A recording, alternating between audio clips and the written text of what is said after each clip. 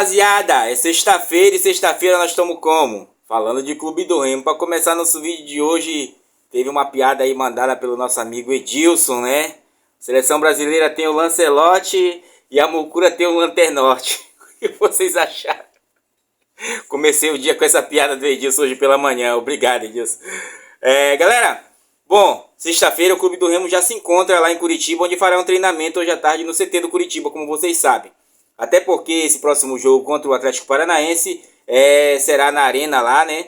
E também lá o gramado é sintético. Vocês sabem que o gramado sintético, a bola performa-se de outra forma, né? O Clube do Remo, inclusive, eu não vi nem fazer um treinamento essa semana ali pelo lado do Mangueirão, que tem lá uma grama sintética. Eu acho que vai fazer lá, que lá com certeza no CT do Curitiba tem esse tipo de gramado. Mas é aquilo, é só questão de adequação de velocidade da velocidade da bola, como vocês sabem. E esse nosso próximo adversário é um adversário muito casca grossa com a gente, tá? Mas antes de falar sobre ele, deixa eu terminar sobre o Clube do Remo as atualizações. Até o momento não temos treinador. Realmente as conversas estão muito avançadas com o técnico Antônio Oliveira, tá? É um treinador aí de nome nacional, conhecido, vem da boa escola de Portugal. Sei que tem muitas dúvidas, porém a questão com o Clube do Remo e ele era justamente a questão salarial, né? Tá voltando na média de uns 350 mil ali por mês com a sua comissão técnica. Mas o que ele queria era justamente um aumento da indenização se caso terminar, né? No caso ele estava pedindo cerca de 3 salários, né? Então isso variava numa média de quase R$ 1 milhão, por aí assim, ou 4 salários. É aquelas negociatas, gente. Todo mundo quer se garantir uma transação comercial, como vocês sabem. Ele vende a sua mão de obra e o Clube do Remo, que é o contratante, tá na busca disso. Eu sei que muitos estão dizendo, o fulano tá saindo dali, o ciclano saiu da colar, dá para ter um treinador de, digamos, um preço mais barato. Não. Os treinadores de preço mais barato que não estão na Série A, que são aqueles mais velhos, né, já não tem mais essa, digamos, essa nova tendência dos treinadores mais novos. Vocês podem ver que aquela velha escola tá toda ali já muito ultrapassada. Então, a tendência agora é esses treinadores de 41 anos, 42, que vem dessa nova safra de treinadores aí. E o Clube do Remo tem se dado bem nessa situação. Eu espero que dê tudo certo. Ficou de encontrar, se for realmente firmado a negociação, encontrarem ele lá em Curitiba, encontrar a delegação do Clube do Remo, que já se encontra lá, como eu falei para vocês. Tá? No próximo vídeo a gente vai trazer como o Clube do Remo pode performar, até porque dentro do conceito do que o Clube do Remo joga fora de casa, e dentro do conceito do Flávio Garcia, que é um acompanhante ali do futebol, é o interino, o técnico permanente, na verdade, tá? Que sai o interino, sai o treinador e muitas das vezes fica o permanente. Ele conhece muito bem desses atletas, até porque ele vem desde o Rodrigo Santana, né? Foi contratado permanentemente pelo Clube do Remo.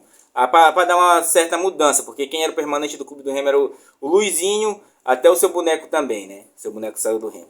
Bom, gente, fato é que o Clube do Remo segue bem. Teve uma boa semana de treinamento com a recuperação do Caio Vinícius já se prontificando de ser utilizado nesse próximo jogo. E o Clube do Remo vai performar daquela maneira que ele vem performando ali com os atletas titulares. Eu faria uma mudança em decorrência desse jogo, mas no ataque, tá? No ataque.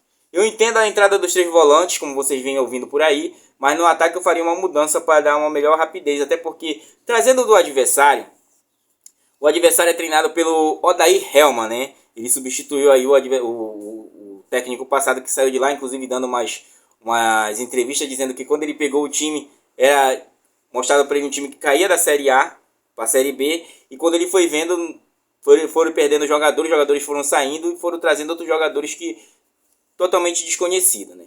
Já com esse novo treinador, o time tem, digamos, buscado uma performance ser mais um pouco defensivo e um pouco menos agressivo, porém sobe suas linhas por uma determinada situação do seu time, tá?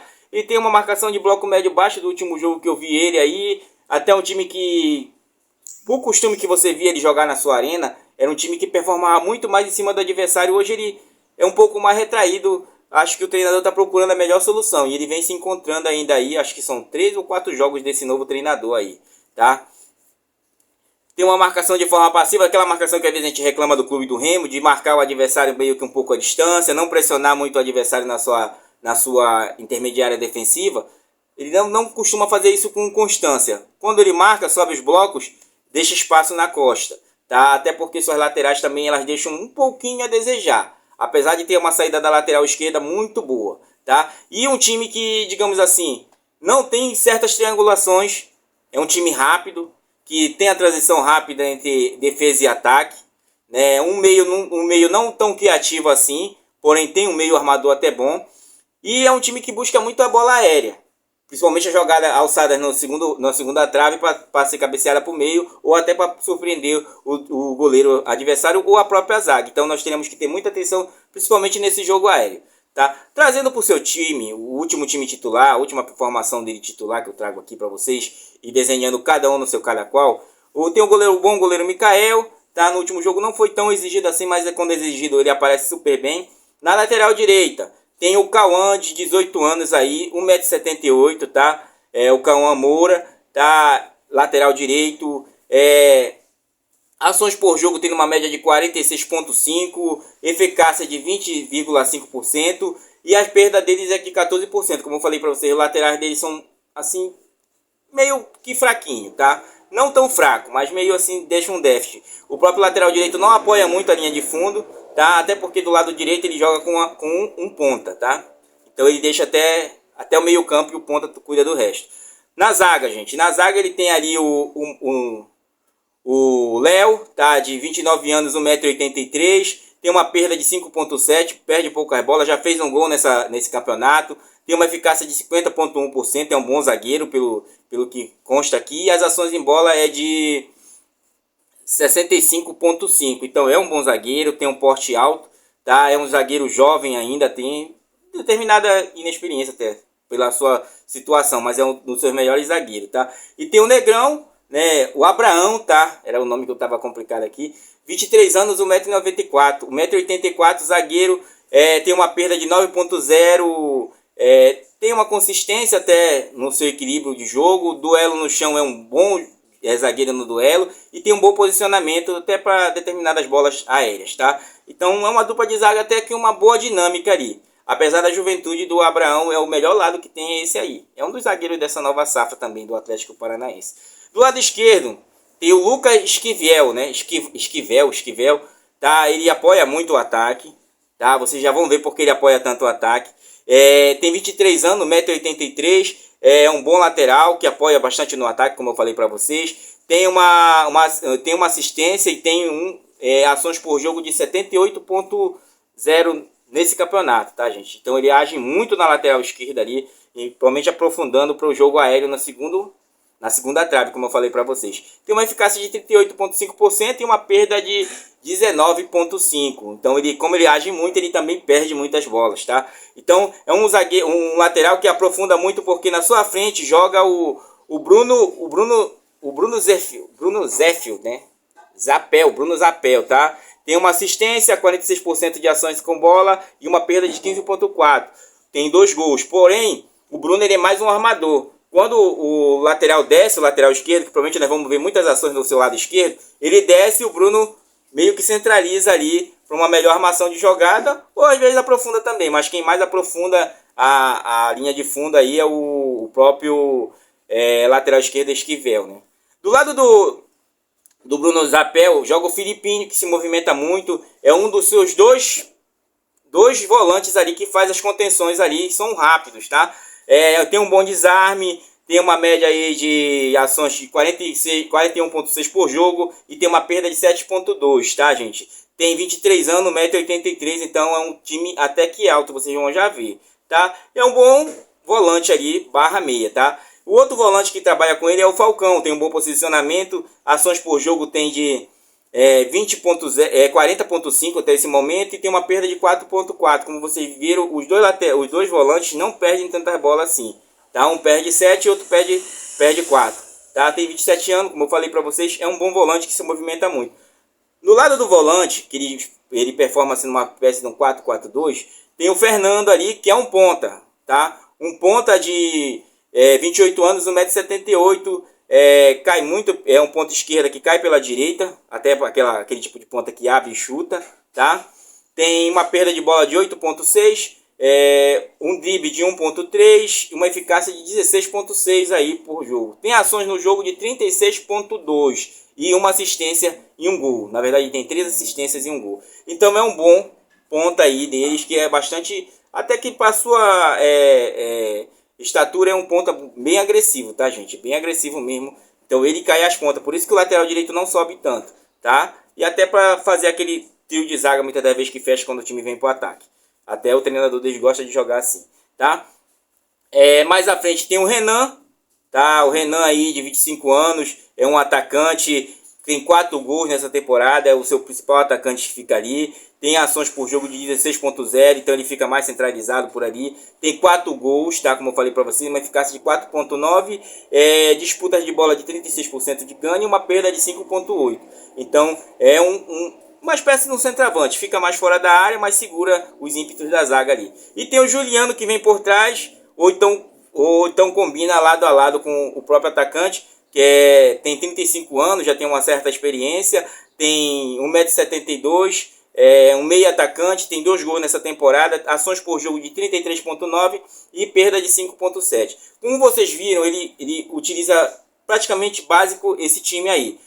Quando substitui ali por Allan Kardec, que já tem 36 anos, 1,75 m, fica mais centralizado. Também entra muitas das vezes o Patrick, que ainda deixa a desejar. E o próprio Tevez, de 19 anos, que tem 1,80 m, aí também é ponta. Gente, esse time do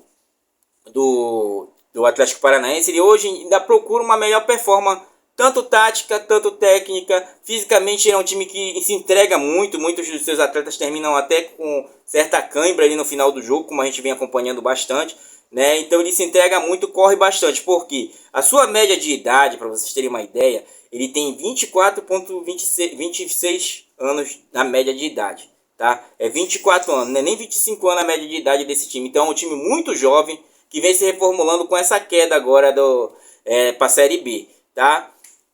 Média de altura, 1,82 m, para vocês terem uma ideia, é um time alto, como eu falei para vocês, é um time que se entrega muito fisicamente, porém tem certos déficits taticamente, até porque você não tem aquela experiência e a malícia de um jogador mais experiente. Para vocês terem uma ideia, o clube do Remo tem uma média de altura de 1,79 m, porém a idade é de 29,8, então é um time experiente e casca grossa, costumeiro de jogar alguns campeonatos. E o Atlético Paranaense já não tem essa situação. Talvez seja uma das pedras do sapato do Odair Helman para ele tentar ajustar. Até porque os medalhões ele tem deixado no banco, como o próprio Allan Kardec, né, que foi um dos desejos do clube do Remo, segundo a imprensa certas vezes, fica no banco, tá?